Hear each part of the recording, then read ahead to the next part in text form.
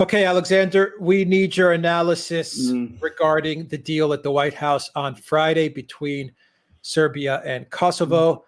And this was I think this was a kind of a strange deal because it wasn't exactly a deal between the two countries. The U.S. kind of acts as a conduit. Let me read you a title from Balkan Insight. I think it kind of sums it up pretty well. Trump was the real winner from Kosovo-Serbia deal.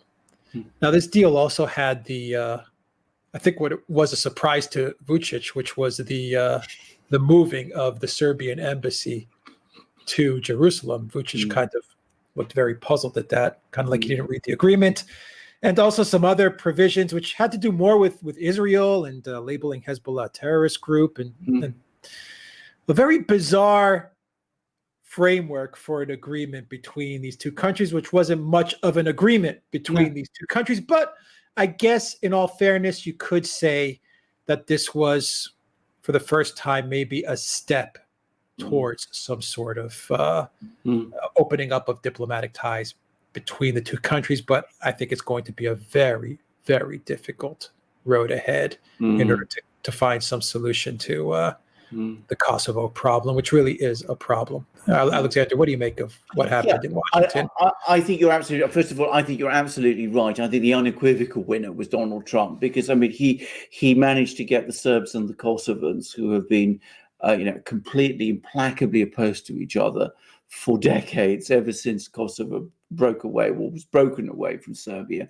He's actually got them to talk to each other and actually to reach an agreement on economic questions.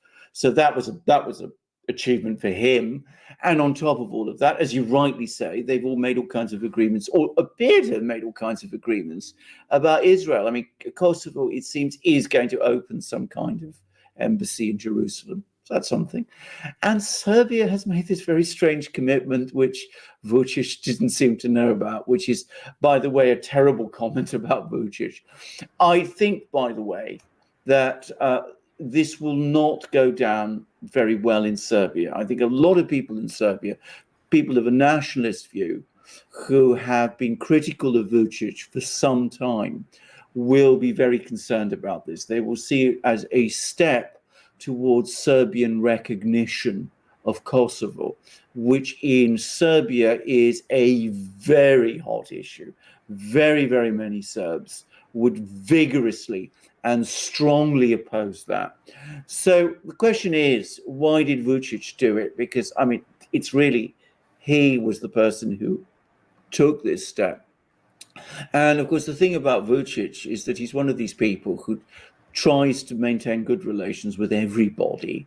And I think he probably felt that, by going along with Trump, making these economic agreements with the Kosovars, which, to be very clear, fall very, very far from any form of diplomatic recognition. He was possibly helping the position of Serbs in Kosovo and at the same time increasing Serbian economic penetration in Kosovo. But principally, he was winning for himself and arguably for Serbia some goodwill in Washington, especially if Donald Trump is re-elected. But what I will say is this, I am not sure that he's got the balance right. He's clearly been blindsided by this commitment to transfer the Serbian embassy to Jerusalem. I think that is going to be very controversial also in Serbia. Yugoslavia, which was, the country that Serbia was once the core part of, always used to have very good relations with the Arab world historically, always as a supporter of the Palestinians, always was at the forefront of the non-aligned movement. And this is a radical break with that policy. And I think there'll still be some people in Belgrade who won't like it. So, I mean, that's a problem. And as I said, he clearly didn't read the small print carefully enough. And you could see, there was this extraordinary video, which I think you sent me, in which, you see him, with his hands. I mean, most odd, very strange. And given that he's a clever man and, somebody who knows what he's signing usually, most bizarre that he signed a thing like this without understanding fully what its implications were. So I'm not sure he's got the balance right on this one. And, he went back to Belgrade. He was the very same day on the phone to Moscow, trying to reassure the Russians that, he hadn't actually sold the shot. Because I don't think the Russians are very pleased with this either, because on the one hand, they would have probably wanted to be consulted before an agreement like this was made. But I think overall and on balance, Trump is the winner. Vučić has suffered some damage, but I don't think it's going to ultimately destabilize him. And Kosovo, has gained something, but ultimately it does what it's told, because to all intents and purposes, it's an American protectorate.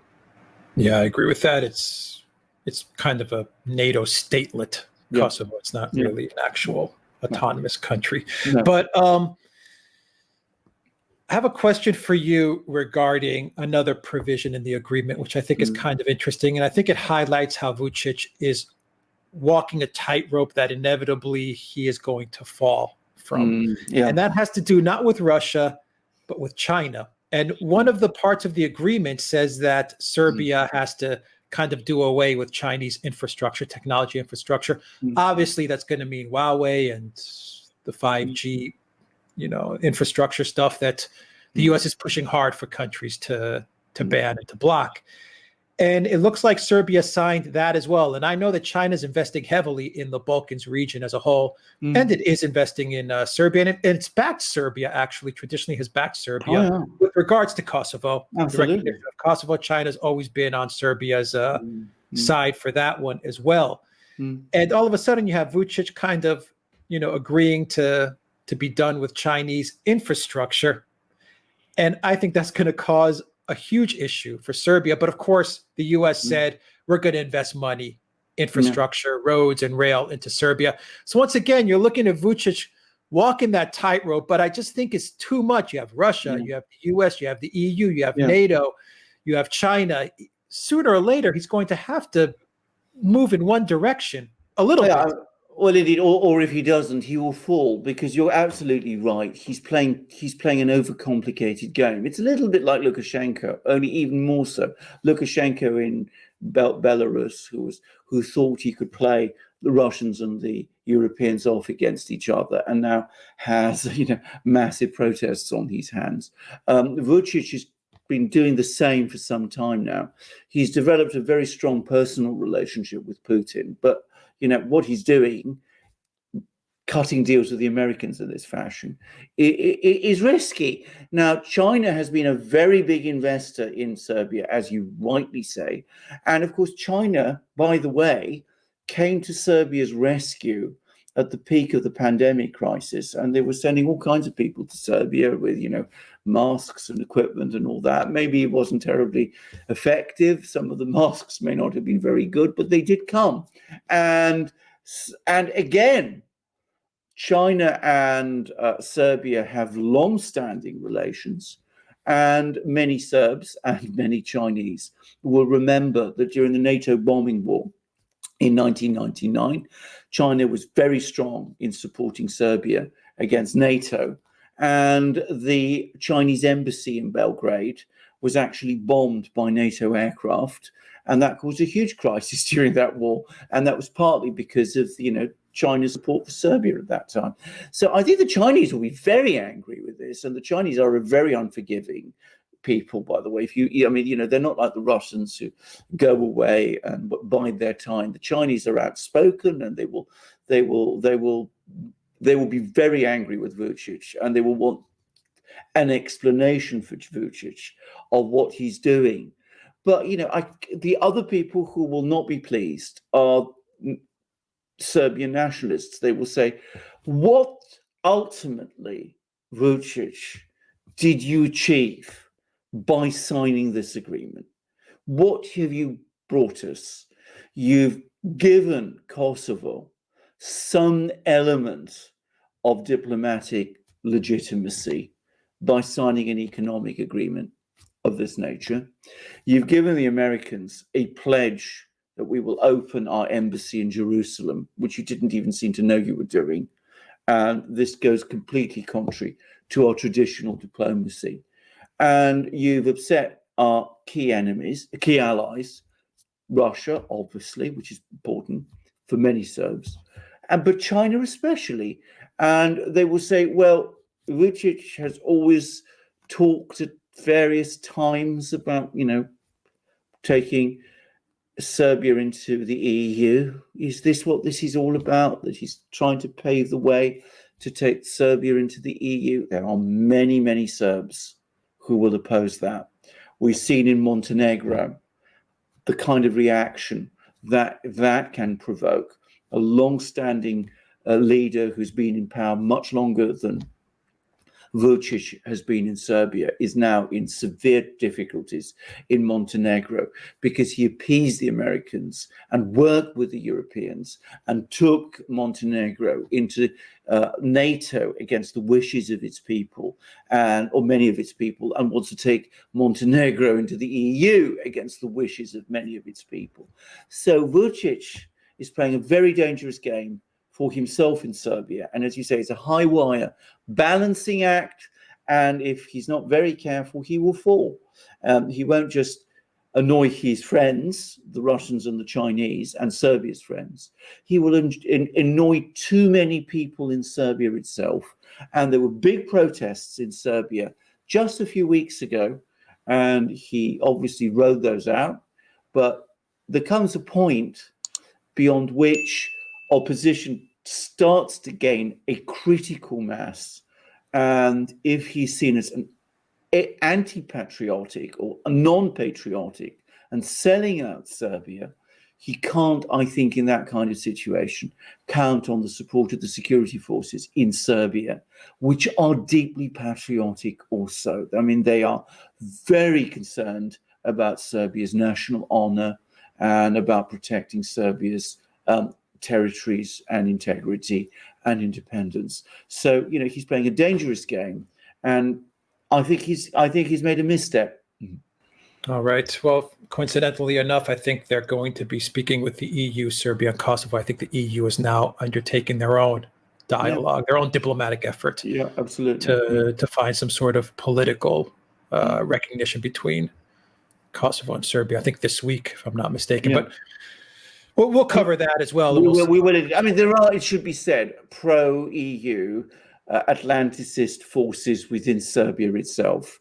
And one of the things is that Vučić, who came to power as a nationalist, has always tried to appease, or rather balance out, these elements. It's a little bit also, by the way, what Yanukovych used to do in Ukraine. I remember he came to power with the votes of the pro-Russian people in Ukraine, but he constantly appeased the nationalists, rather the pro-Western people in Ukraine, and of course it didn't do him any good.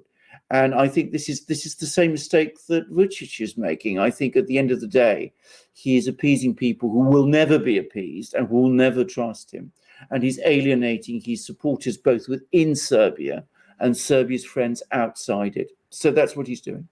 All right, Alexander Mercouris, thank you very much. Guys, if you like this video, please click on that subscribe button down below, that red subscribe button.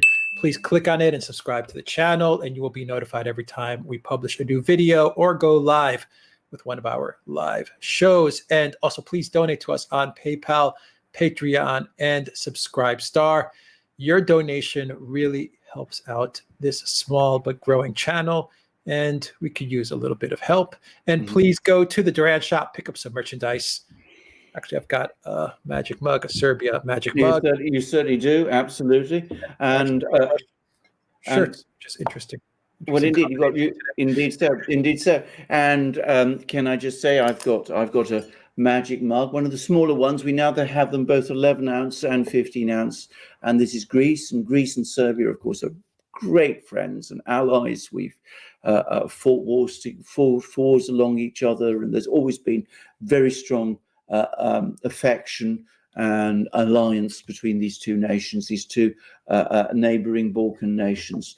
And I've also got here Russia, which is, of course, another player in this particular game, and the United States too. And I want to say again, this is Donald Trump who's come out the winner out of this negotiation. So these are our magic mugs, the best mugs in the world, both porcelain and also enamel. The enamel mugs are superb for taking outdoors. This is Germany, by the way.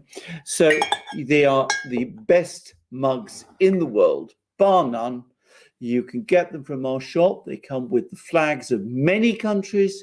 If you don't see your own country there, wait a little, because we are adding to our shop all the time. But before very long, we will almost certainly have it. And if we still don't have it, just drop us a line and we will do what we can to help you.